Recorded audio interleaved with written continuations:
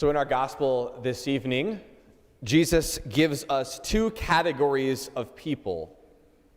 The first category that he gives us, the first one to mention, first one he gives us is those who are woed, like the woed, right? Now, the woed category would consist of those who are rich, satisfied, the joyful, and the respected.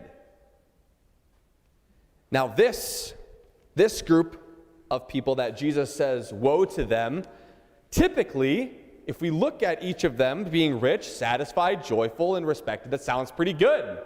Sounds like what everyone strives for. To be rich, satisfied, joyful, respected. I don't know anyone who doesn't want those things.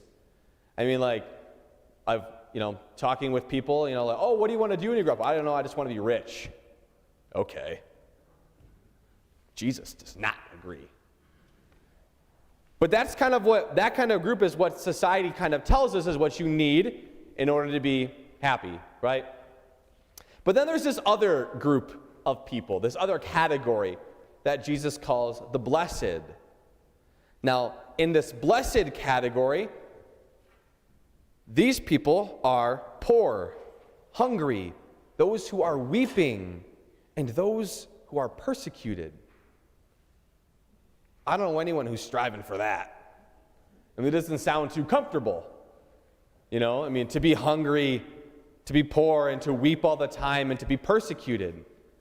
But yet, Jesus is saying, blessed are those people. And woe to you who are rich, and who are satisfied, joyful, and respected. What the heck? It's like Jesus is hating on success. But he's not. What Jesus does is he takes our societal desires and he flips them. He's saying what you would normally desire and want to be respected, joyful, satisfied, and rich. And nope, other way around. We should strive to be poor, hungry, to weep, and to be persecuted. At least that's what it seems. And if we look at who Jesus is talking to, where he is, and this group of people that he is addressing, Jesus says this because the existence of a social class of people who are poor, hungry, weeping, and persecuted people exists in his culture. And Jesus is addressing it because no one is caring for them. The fact that there exists a class of people who are poor, hungry, weeping, and persecuted, Jesus is saying that that's not right. And that a group of people exists and that no one is tending to them, no one is helping them, and no one is caring for them. And Jesus is saying, woe to you who aren't caring for those people, but blessed are you who are continuing to pursue your life even though no one is giving a darn. That's the distinction. And what Jesus is asking of us is to be on their side. Because what Jesus sees a group of people who no one is tending to, no one is caring for, and no one is helping. And Jesus is saying, fine, if you're not going to do it, then I will.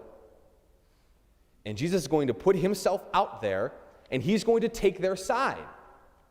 He's going to take the side of the needy, the hungry, the poor, the weeping, and the persecuted. He's going to be on their side and help them in any way that he can. My brothers and sisters, these people still exist today.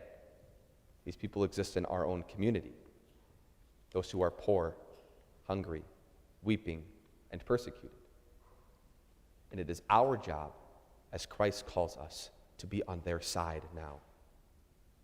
To put aside the riches, to striving for richness and respect and satisfaction and joy, and helping those who don't have what we have, to be on their side. Because we want to be on the same side as Jesus. We don't want to be caught being on the wrong side of things.